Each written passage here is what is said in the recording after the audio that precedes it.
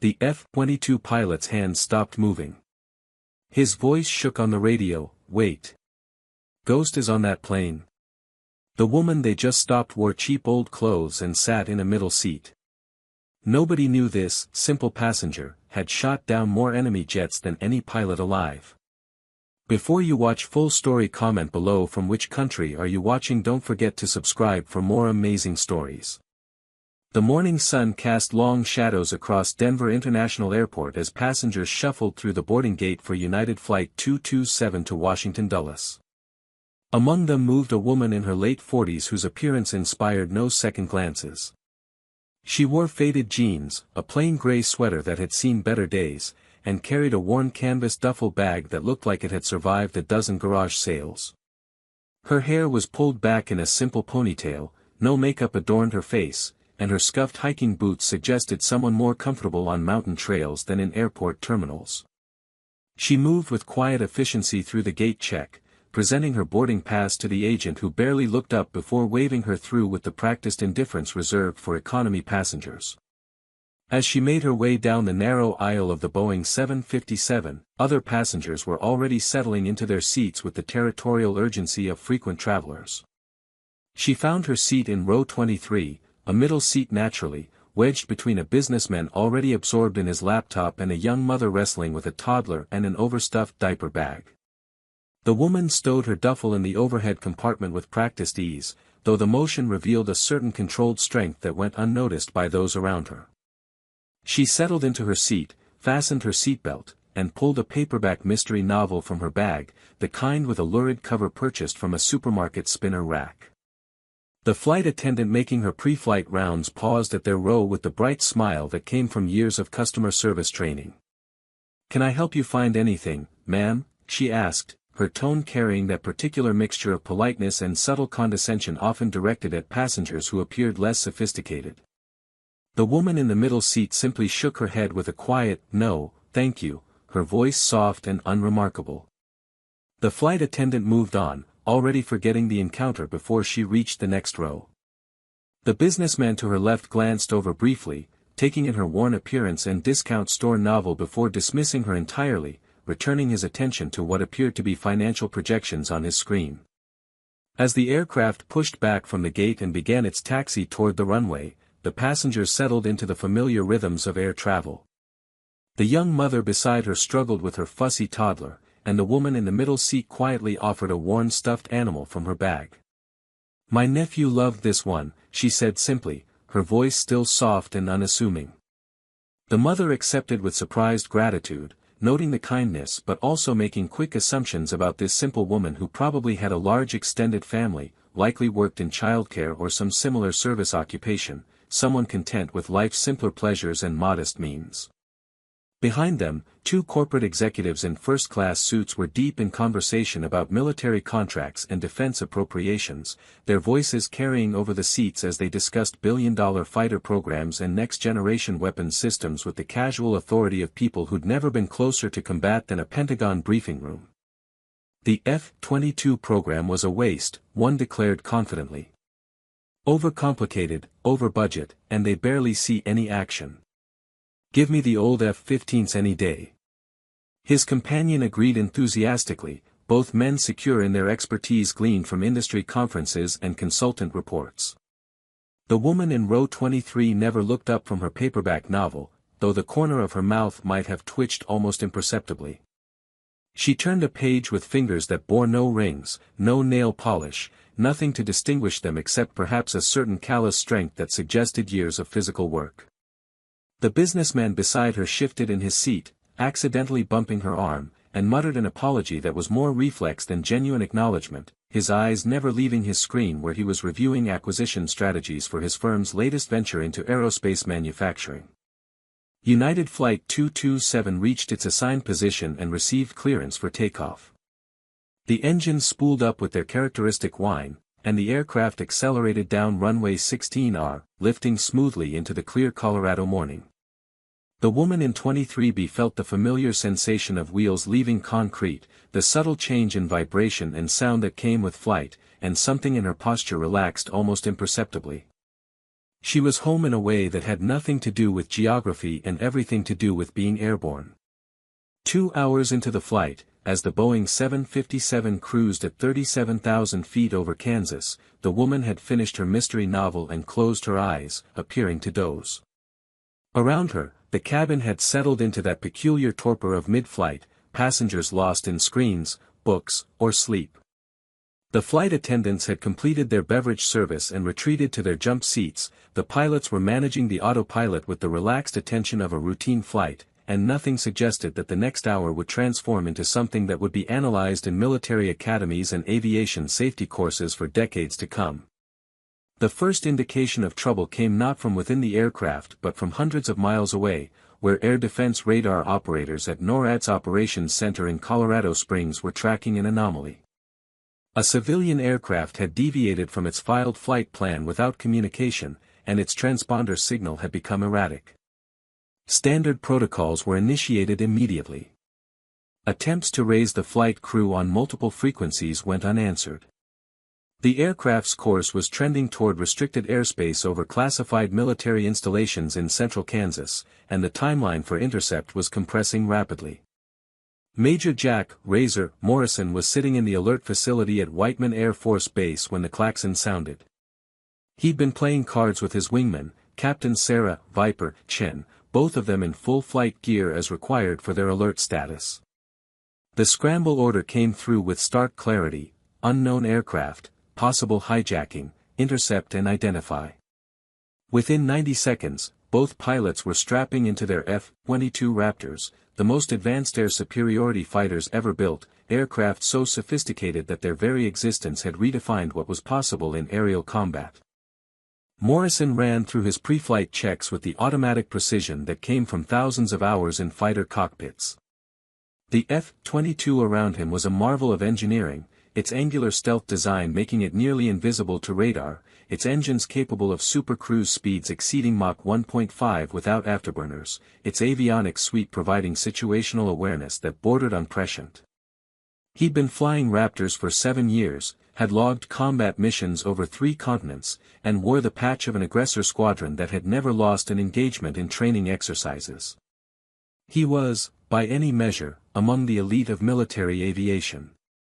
"Razor, Viper, you're cleared for immediate departure," the tower controller's voice crackled through his helmet.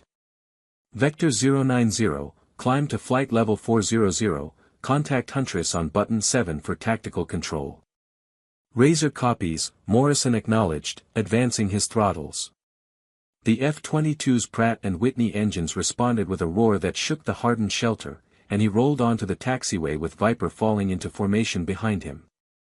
Within 3 minutes of the initial scramble order, both Raptors were airborne, climbing through the morning sky in full afterburner, their exhaust trails marking 2 perfect lines across the blue expanse. Aboard United 227, the passengers remained blissfully unaware that 2 of the world's most lethal aircraft were rocketing toward them at supersonic speed. The woman in 23B had opened her eyes and was gazing out the small window at the landscape far below, her expression peaceful and unremarkable. The businessman beside her had finally closed his laptop and was reviewing a printed report, occasionally making notes in the margins with a gold pen that probably cost more than her entire outfit. In the cockpit of Flight 227, Captain Robert Hayes and First Officer Jennifer Martinez were dealing with a crisis that had escalated from annoying to potentially catastrophic in the space of 10 minutes. Their primary radio had failed completely, a backup system was providing only intermittent functionality, and their transponder was displaying error codes that made no sense according to any troubleshooting protocol in their manuals. Hayes, a 30-year veteran with over 20,000 flight hours, had never encountered a cascading electronics failure of this magnitude. Every attempt to communicate with air traffic control resulted in static or silence. "Try the emergency frequency again," Hayes instructed, his voice tight with controlled tension. Martinez complied, keying the microphone and broadcasting blind on 121.5 MHz, the Universal Aviation Distress Frequency. "Mayday, Mayday, Mayday, United 227 experiencing complete communications failure, requesting assistance." Only static answered. Unknown to them, their transmission was being received, but their receiver had failed completely, leaving them broadcasting into the void without any ability to hear responses.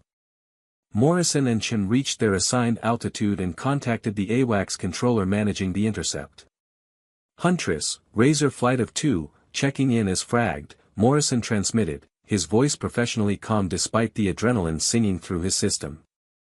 The E-3 Sentry AWACS aircraft orbiting over Nebraska had the complete tactical picture displayed across its radar screens, and the controller's response was immediate and urgent. Razor, Huntress has you radar contact. Your target is United 227, Boeing 757, squawking emergency codes, no radio contact established. Course 300, altitude 37,000, airspeed 480 knots. Intercept and identify, rules of engagement per SUNR protocols, authenticate Hotel Bravo. Morrison's blood chilled slightly at the authentication code, which confirmed this was a potential hostile situation requiring readiness to employ weapons if necessary. Razor authenticates Hotel Bravo, proceeding to intercept. He checked his tactical display, which showed the target aircraft as a steady blue symbol 30 miles ahead and slightly below. Viper, take combat spread, we're going in. The two F-22s separated laterally, establishing a formation that would allow them to approach the target from multiple angles while maintaining mutual support. Morrison armed his weapons systems, feeling the familiar sequence of switches and confirmations that readied his Raptor for combat. He carried a full air-to-air loadout, AIM-120 AMRA missiles for beyond visual range engagements and AIM-9X Sidewinders for close-in fighting, plus his internal M61 Vulcan cannon with 480 rounds of 20mm ammunition. He desperately hoped he wouldn't need any of it, but hope was not a tactical plan. Tally target, Viper called, her eyes having picked out the distant glint of sunlight reflecting off aluminum skin. Morrison acquired the visual contact a moment later, and both Raptors accelerated to close the distance. The intercept geometry was textbook perfect, bringing them up alongside the Boeing 757 from behind and below, rising into formation where they would be clearly visible to the cockpit crew. Captain Hayes caught the motion in his peripheral vision and turned to see the angular, predatory shape of an F-22 Raptor rising into position off his left wing, so close he could see the pilot's helmet and the weapons bay doors on the fighter's belly. His stomach dropped. Fighter intercepts of civilian aircraft meant one thing: someone on the ground believed his aircraft posed a threat. Jesus Christ, he breathed. Martinez followed his gaze and her face went pale. Morrison stabilized in formation 50 feet from the 757's cockpit, close enough to make direct eye contact with the airline captain. He could see the shock on the man's face, the sudden understanding that something had gone terribly wrong. Morrison raised his left hand where Hayes could see it and made the universal signal for radio failure, a cutting motion across his throat followed by pointing to his helmet. Hayes nodded vigorously and immediately had Martinez searching for alternative communication methods. Huntress, Razor has visual contact with United 227, Morrison transmitted. Cockpit crew appears responsive and aware. I've signaled possible radio failure. Aircraft appears under control, no visible damage, no apparent hostile action. Even as he spoke, he was conducting a detailed visual inspection of the airliner, looking for anything unusual, damaged control surfaces, signs of explosive decompression, suspicious modifications, anything that might indicate this was something other than a routine mechanical emergency. Aboard Flight 227, the first passengers to notice the fighter escort were those with window seats on the left side. A teenage boy 3 rows behind the woman in 23B suddenly pressed his face to the window and gasped. "Mom! Mom, there's a fighter jet right outside." His exclamation carried through the cabin, and suddenly dozens of passengers were craning for a view, voices rising in excitement and confusion and, for some, dawning fear. The woman in 23B didn't need to look. She'd felt the subtle change in air pressure as the F-22 took up formation, had recognized the shadow that briefly flickered across her window, and knew exactly what was happening. Her expression didn't change, but her hands tightened slightly on the armrests, and her mind began running through tactical assessments with the automatic precision of someone who'd spent 2 decades making life-and-death decisions in aerial combat environments. The businessman beside her finally looked up from his report, drawn by the commotion. He leaned across her to peer out the window, his expensive cologne washing over her as he pressed close without asking permission. "Holy shit," he muttered. "That's an F-22. Why would?" His voice trailed off as understanding dawned. "Oh God, do they think we're hijacked?" The cabin erupted into controlled chaos. Passengers pulled out phones to take pictures despite the flight attendant's immediate commands to put them away. Parents clutched children close. The 2 defense contractors who'd been holding forth about fighter programs earlier were now silent, their faces pressed to windows, all their theoretical knowledge suddenly confronted with the reality of a combat aircraft armed and ready mere feet from their seats. The lead flight attendant, a veteran named Patricia Reeves, keyed the interphone to contact the cockpit. "Captain, passengers are reporting military aircraft in formation with us. What's our situation?" Her voice was admirably steady, though her hands shook slightly as she gripped the handset. Hayes responded immediately. "Patricia, we've experienced a complete radio failure and have been intercepted according to standard protocols. We're working on establishing communication with the fighter escort. Keep the passengers calm, this is a safety precaution, nothing more." He hoped he was telling the truth. Morrison was running through alternative communication methods. With the 757 unable to receive radio transmissions, he needed another way to pass instructions. He pulled out his knee board and wrote in large block letters on a blank card, "Follow me to nearest airport." He held the card up to his canopy where Hayes could see it clearly, then pointed forward emphatically.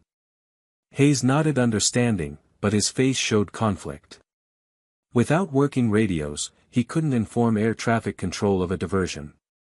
Flying off his filed flight plan could cause even more confusion and potentially trigger additional military response. But the fighter pilot's instructions were clear, and Hayes understood the implicit threat: comply or face escalation. He made a decision and began a gentle turn to follow whatever heading the F-22 would provide.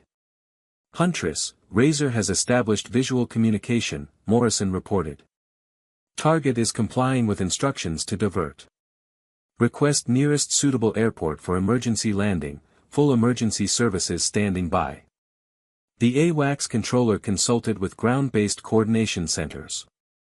"Razor, recommended divert is Wichita Eisenhower, runway 19er left, 11 miles at your 2 o'clock position. Field has been notified, emergency services are rolling." Morrison waggled his wings to get Hayes' attention and began a gentle lead turn toward Wichita.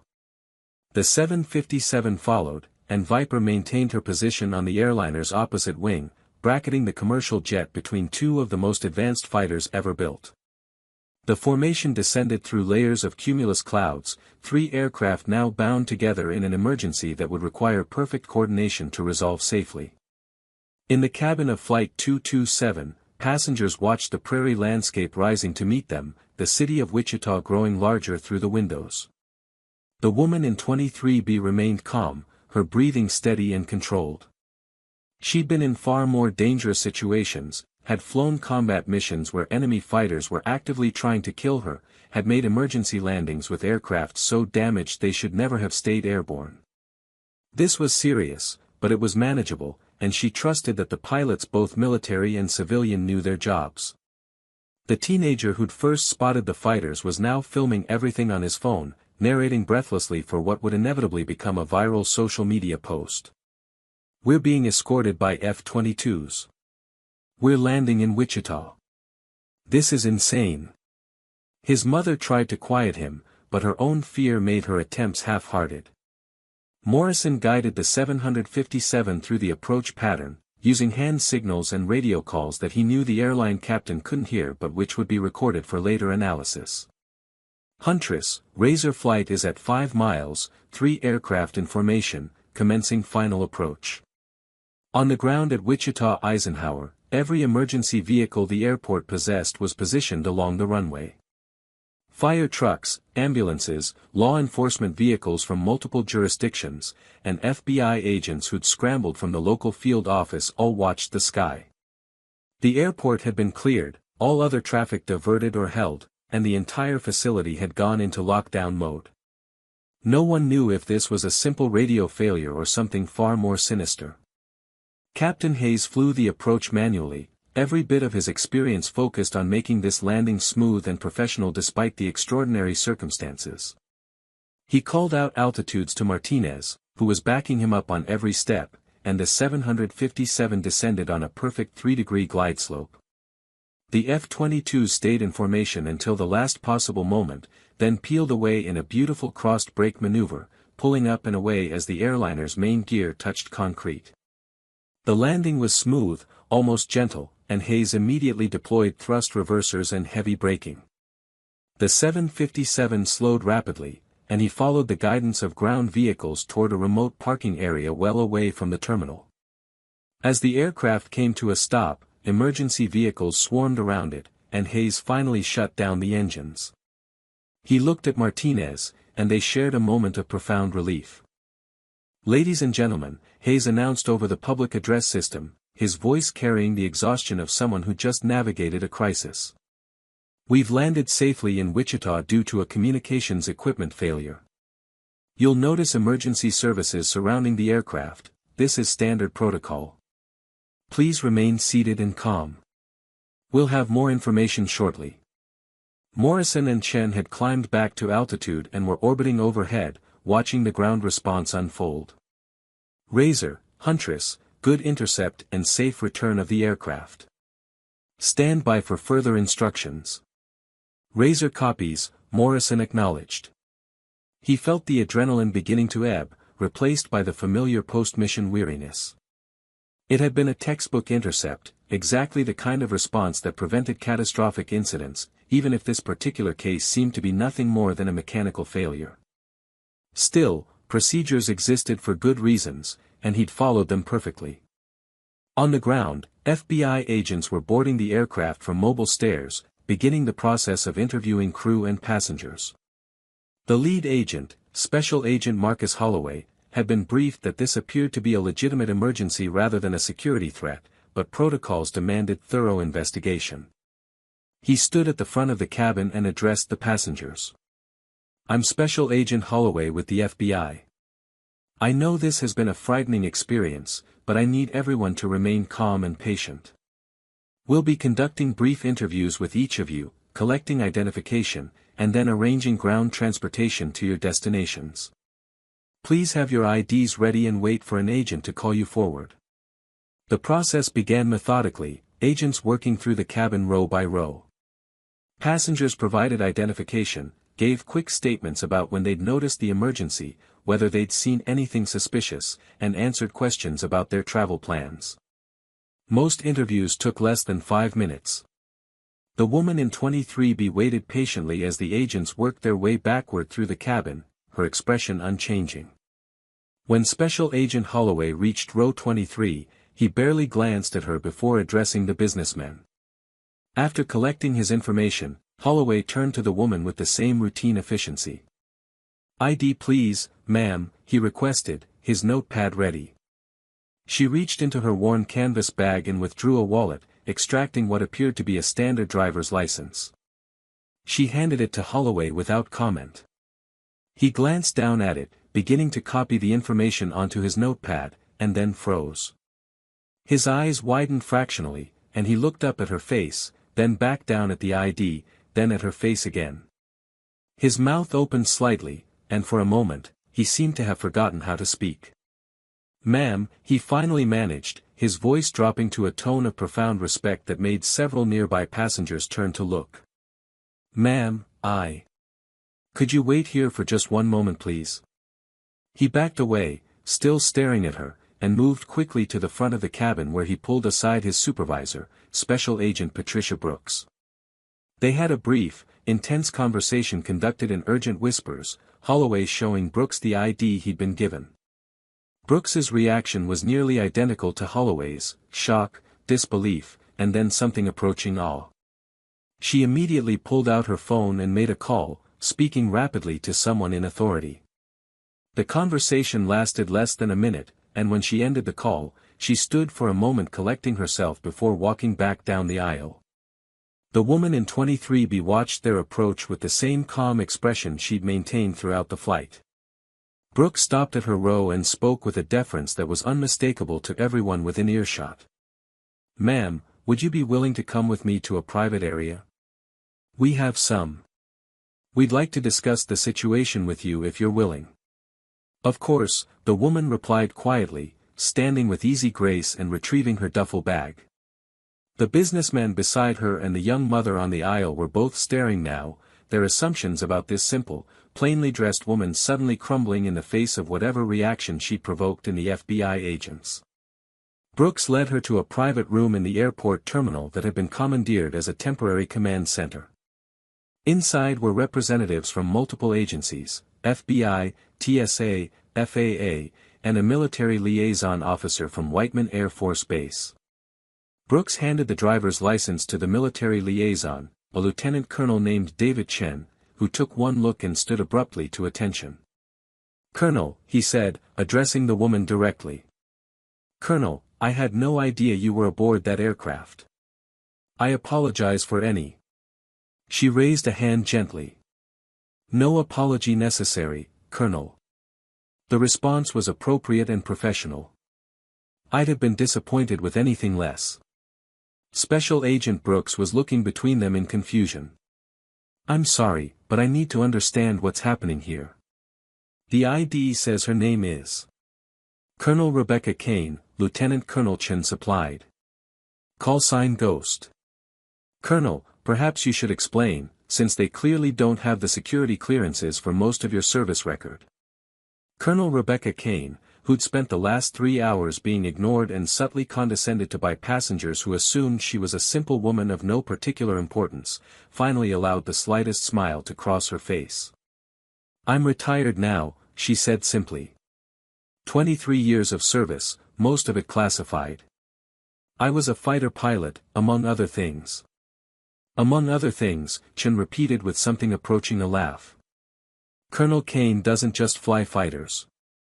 She was the first woman to qualify on the F-22 Raptor. She has more combat missions in the Raptor than any pilot alive.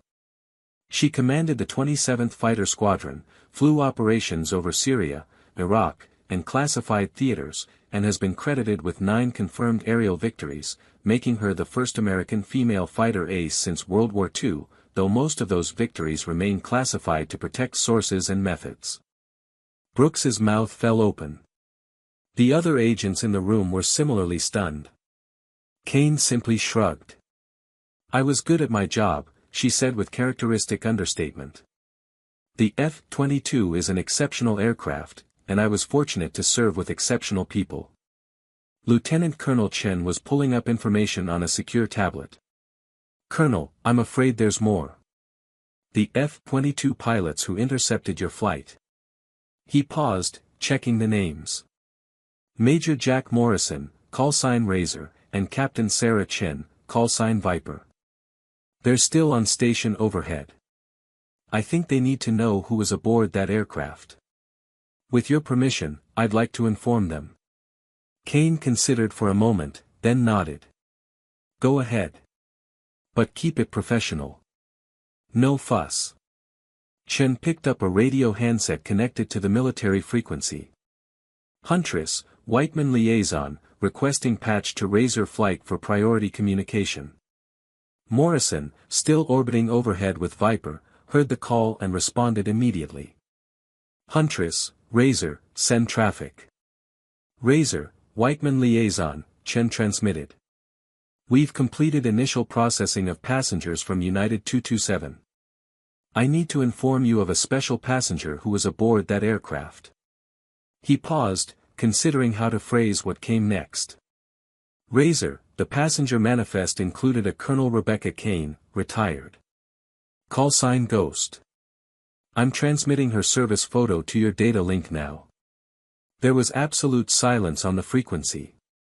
Morrison's hands froze on his flight controls. Beside him in the formation, Viper's F-22 wobbled slightly as she jerked in surprise. Both pilots' tactical displays populated with a service photograph, a woman in her flight suit standing in front of an F-22, helmet tucked under her arm, her expression confident and professional. The name tape reading came. "Say again." Morrison finally managed, his voice tight with disbelief. "Razor, you just intercepted an aircraft carrying Colonel Rebecca Kane." "Ghost."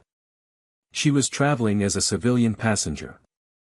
Morrison felt like he'd been punched in the chest. Every fighter pilot in the United States Air Force knew that call sign. Ghost was a legend, a pilot whose achievements in the F-22 program had become the stuff of myth. Stories about her were told in ready rooms and pilot bars around the world, the engagement over Syria where she'd shot down 2 Russian-made Su-35s in a single mission, the classified operation where she'd penetrated the most sophisticated air defense network ever deployed and emerged without a scratch, the training exercises where she'd wiped out entire aggressor squadrons without them ever detecting her presence. "Jesus," Viper breathed over their discreet frequency. "We just intercepted Ghost." Morrison's mind was reeling.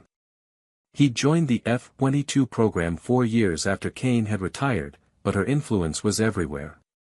Her tactical innovations were still being taught, her combat reports were still being studied, and her name was spoken with reverence by pilots who considered themselves elite.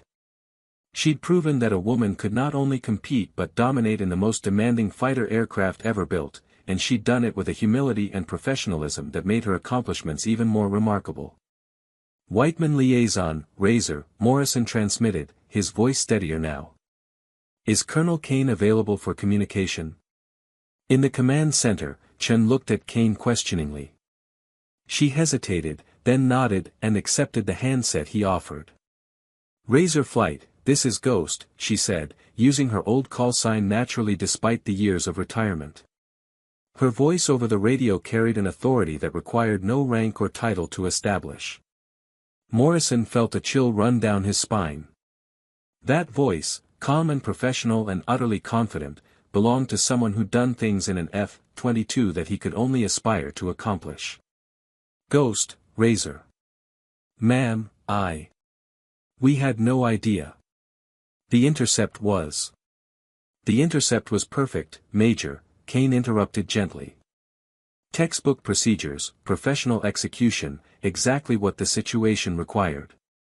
You and Captain Chen did outstanding work today." Viper came on the frequency, her voice carrying an excitement she couldn't quite suppress. "Ma'am, I've read all your after-action reports that aren't classified. The engagement over Raqqa, the defensive counter-air mission in 21. You're the reason I wanted to fly Raptors." Kane's smile was audible in her voice. "Then you've made me very proud, Captain. The F-22 community needs pilots like you. Keep up the good work, and maybe someday someone will be saying the same thing about you." There was a pause, and then Morrison spoke again, his voice carrying profound respect. "Ghost, Razor. It was an honor to share the sky with you today, even under these circumstances. If you're ever around Whiteman, the 442nd Fighter Wing would be honored to host you. I'll keep that in mind, Razor. Safe flying." Kane handed the radio back to Chen, her expression thoughtful. For a few moments, she'd been Ghost again, speaking the language of fighter pilots, inhabiting that world of high-speed tactics and split-second decisions that had been her life for so long. Back aboard the 757, the remaining passengers were being processed and learning in fragments about the extraordinary person who'd been sitting among them in complete anonymity. The businessman from 23A was talking rapidly to anyone who would listen, his earlier dismissiveness replaced by embarrassed wonder. "She was right next to me. I had no idea. Do you know what she's done?" The defense contractors who'd been criticizing the F-22 program looked physically ill as they learned that one of the aircraft's most accomplished pilots had been sitting behind them, listening to their ignorant pronouncements in silence. The young mother from 23C was holding her toddler and the warm stuffed animal that Kane had given them, suddenly understanding that the simple kindness had come from someone of extraordinary accomplishment who'd never felt the need to mention it. The news spread through the terminal as passengers were released and began sharing their experience on social media. Within an hour, the story was trending nationwide. Journalists were descending on Wichita Eisenhower. The Pentagon was preparing statements. Colonel Kane herself slipped out of the command center through a side door, declining interviews, avoiding cameras, and making her way to a rental car counter with the same quiet efficiency she displayed throughout the entire ordeal. At Whiteman Air Force Base, Morrison and Chen landed their F-22s and completed their post-flight procedures with unusual quietness. As they walked toward the debrief room, Morrison finally spoke. "Did that actually just happen? Did we really intercept Ghost?" Chen laughed, shaking her head in amazement. "We did." And she complimented our flying. In the debrief, their squadron commander listened to their account with growing astonishment. "You understand," he said slowly, "that you just escorted one of the finest tactical minds in the history of fighter aviation. Colonel Kane literally wrote portions of the F-22 tactical manual you both studied. Her combat innovations changed how we employ this aircraft." Morrison nodded, still processing. "Sir, she was traveling in economy, middle seat, looking like. I mean, no one would have known." The commander smiled. "That's who she is, Razor. True professionals don't need to advertise. They just do the work. Remember that as you continue your careers. The measure of a pilot isn't the medals or the recognition. It's the mission, the team, and the quiet knowledge that you served with honor." The story would be told and retold in fighter squadrons for years to come. The day two F-22 pilots intercepted a civilian airliner and discovered they'd been protecting a legend who needed no protection, who'd remained dignified and gracious even as passengers around her made assumptions based on nothing more than her modest appearance. It became a teaching moment about the dangers of superficial judgment, the importance of humility, and the reality that excellence often comes in unexpected packages. For Rebecca Kane, the incident was a brief interruption in a retirement she'd earned through 2 decades of extraordinary service. She eventually made it to Washington, D.C. for her originally scheduled reunion with old squadron mates. When she walked into the restaurant where they'd gathered, a dozen retired fighter pilots stood as one, their applause spontaneous and heartfelt. These were people who knew her worth, who'd flown with her, who understood the magnitude of what she'd accomplished. "So," one of them said with a grin, "I hear you had an interesting flight from Denver." Kane laughed, accepting a glass of wine and settling into a chair among friends. "It was educational," she said simply. "Reminded me why I loved flying with professionals. Those kids in the Raptors did excellent work." And in that moment, surrounded by people who knew her not as a legend but as a colleague and friend, Colonel Rebecca Kane was exactly where she belonged. Not in the spotlight, not seeking recognition, but among her tribe, the warriors who spoke a common language forged in speed and altitude and the absolute trust that came from shared danger overcome through shared excellence. The weeks following the incident brought unexpected ripples through the military aviation community. The 442nd Fighter Wing formally invited Kane to visit Whiteman Air Force Base, and she eventually accepted. Walking through the squadron-ready room felt like stepping back in time. The familiar sound surrounded her, the crackle of radios, the smell of jet fuel and hydraulic fluid, the constant background noise of aircraft operations. Young pilots looked at her with a mixture of awe and curiosity, unsure how to approach someone whose reputation preceded her so dramatically. Morrison and Chen gave her a tour of their aircraft, and Kane climbed the ladder into an F-22 cockpit for the first time in years.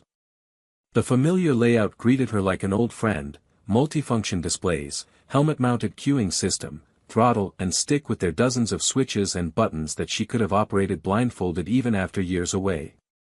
Her hands moved to the controls automatically, muscle memory from thousands of hours reasserting itself instantly. She ran her fingers over the throttle quadrant, feeling the texture of the grips, the placement of each switch exactly where her training had embedded them in her consciousness. "Feels like home, doesn't it?" Chen asked quietly, watching Kane's face as she reacquainted herself with the aircraft. Kane smiled, but there was sadness mixed with the joy. "It does. But this is your aircraft now, Captain. Yours and every other pilot in the current generation. My time in this seat is done. What matters now is that you take what we learned and push even further." She climbed down from the cockpit, and the squadron commander approached with a package wrapped in simple brown paper. "Colonel, the squadron wanted to present you with something," he said, genuine warmth in his voice. "We took the liberty of having this made." Kane unwrapped the package to find a custom flight suit, her name tape and rank precisely placed, but with one meaningful addition: a squadron patch for the 442nd Fighter Wing, and below it, a simple tab that read, "Honorary Member." Her throat tightened unexpectedly. This meant more than any medal or formal recognition. This was acceptance from her tribe, acknowledgement from the people who truly understood what she'd accomplished and what it had cost. "I'm honored," she said, her voice thick with emotion. "Truly honored. This means everything." The visit concluded with an informal gathering in the squadron bar, where pilots traded stories and asked questions. A young first lieutenant, fresh from the F-22 training pipeline, worked up the courage to approach her. "Ma'am," he said hesitantly, "everyone talks about your missions, but what I really want to know is, how did you handle the doubt? The people who said you didn't belong?" Kane studied him for a moment, recognizing something in his uncertainty. "You want the truth, Lieutenant? I doubted myself every single day. Even after hundreds of missions, even after command. But I learned that doubt can be useful if you channel it correctly. It keeps you humble, keeps you training, keeps you sharp. The key is not letting it paralyze you. Use it as fuel to prepare better, to study harder, to refine your skills until you've earned your own confidence through performance, not arrogance." She paused, taking a sip of water. "As for the people who doubted me because of my gender, I made a choice early on. I could spend my energy fighting every skeptic with words, or I could let my flying do the talking. Excellence is the only answer that truly silences doubt.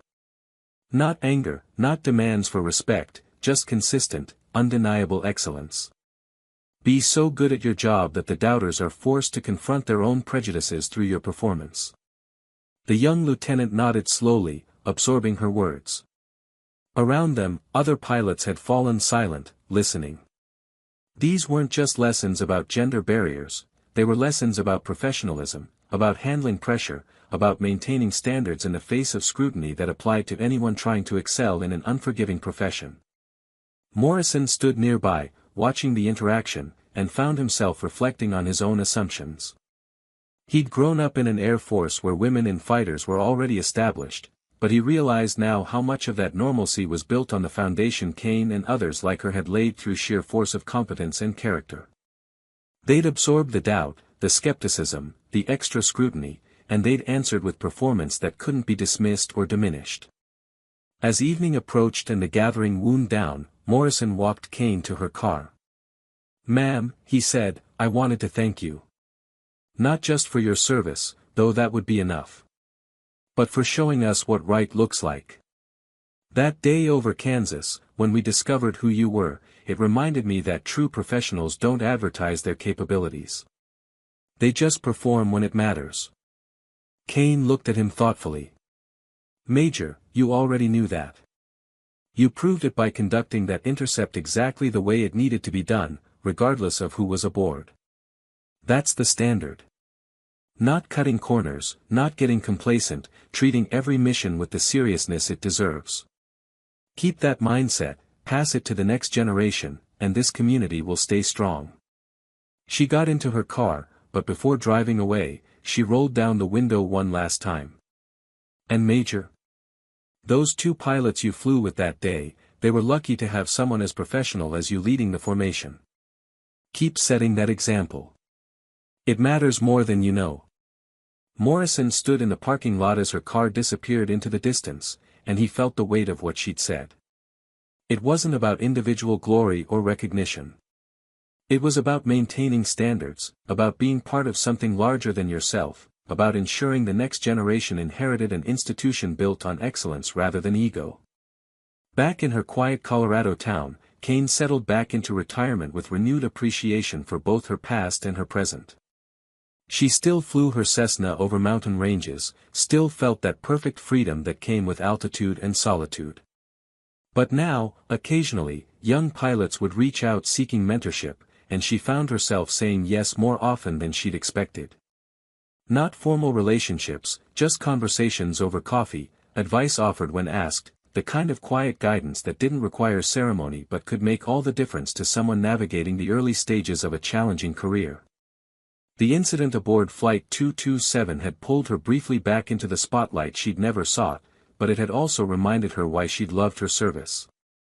Not the combat victories or the command positions or the decorations, though those had their place. What she'd loved was being part of a community dedicated to mastering difficult skills and employing them with precision and judgment. She'd loved the intellectual challenge of tactical problems, the physical thrill of pushing an aircraft to its limits, and the deep satisfaction of knowing her work mattered. One evening, months after the emergency landing, she received an unexpected package. Inside was a photograph, professionally framed, the grainy image of two F-22 Raptors in formation with a Boeing 757, captured by a passenger's phone from inside the airliner. Attached was a note in neat handwriting: "Colonel Kane, we had this framed for you as a reminder that legends sometimes fly in middle seats. Your example continues to inspire everyone in the 442nd. Respectfully, Razor and Viper." Kane hung the photograph in her study, where it joined other mementos from her career. Every time she looked at it, she was reminded of that strange day when her two worlds had collided, the quiet anonymity she preferred and the professional identity she'd built over decades of service. The image captured something essential about who she was and who she'd always been, someone content to do extraordinary things without demanding extraordinary recognition, someone who measured success not by public acclaim but by the quiet knowledge of work well done and standards upheld. The simple woman from Seat 23B had taught the world an important lesson that day over Kansas, that excellence doesn't require recognition, that professionalism transcends circumstances, and that the most extraordinary people often hide in plain sight, content to let their actions speak while they remain silent. And perhaps most importantly, that the measure of a person lies not in how they demand respect, but in how they earn it through consistent, undeniable competence and character.